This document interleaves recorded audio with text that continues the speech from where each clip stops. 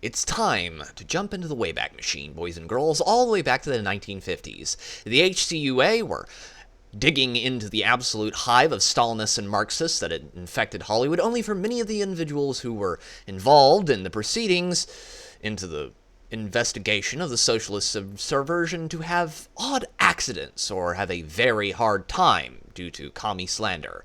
And the pinkos in the press and academia and the media industrial complex then spent the intervening years to today gaslighting the American people into believing it was all a witch hunt. And ladies and gentlemen, they are preparing to do it again.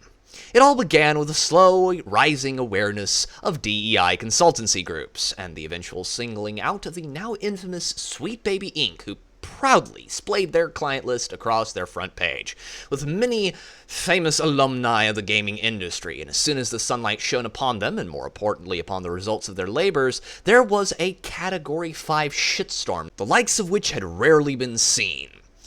Especially after games like Suicide Kill the Justice League and Forspoken exploded onto the market like the doors to the bathroom stall behind the rodeo in 90-degree heat after a surfeit of Taco Bell.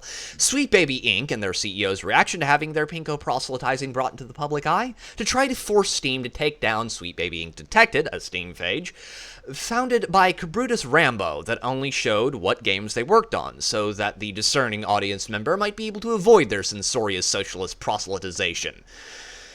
And they also tried to get Cabrutus's rather large Steam account taken away, because that is something a stable and non-ideologically subsumed individual does. They continued this particular pattern of behavior towards anyone who dared bring their actions to light, Grums and Stuttering Craig and a fair few other peoples, for the purpose of destroying any opposition. They failed to actually deplatform these individuals, much to their chagrin. Recently, Kim Belair of Sweet Baby Inc. spoke at the XOXO Festival, which for the uninitiated is an open-air circle jerk for the cultural Marxists.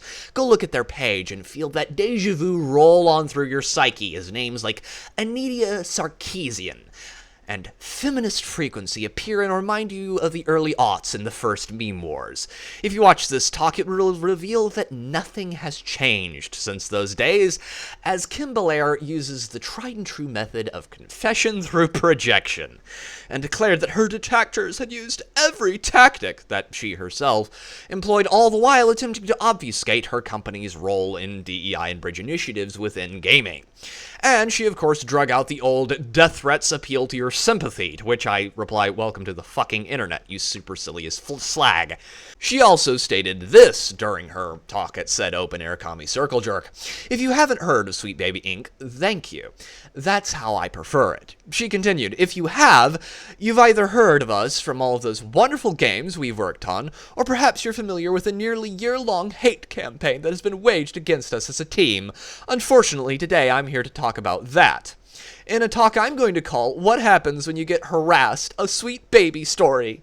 In other words, why can't you bigots just let us destroy your favorite franchises and corrupt your civilization to the side of cultural Marxism in peace?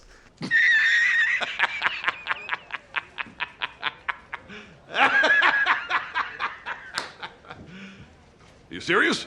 Remember, chat, they may have the backing of multi-billion-dollar megacorps and government slush funds, but we boofed them by the power of memes and shitposts. They are running scared. Studios that have employed DEI consultancy firms are crashing and burning like the Hindenburg.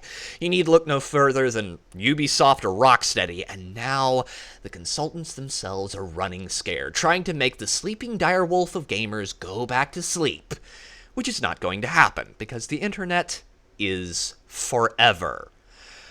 But for now, ladies and gentlemen, tell me what you think down below. This has been Pete, Theoretical Nerd, signing off.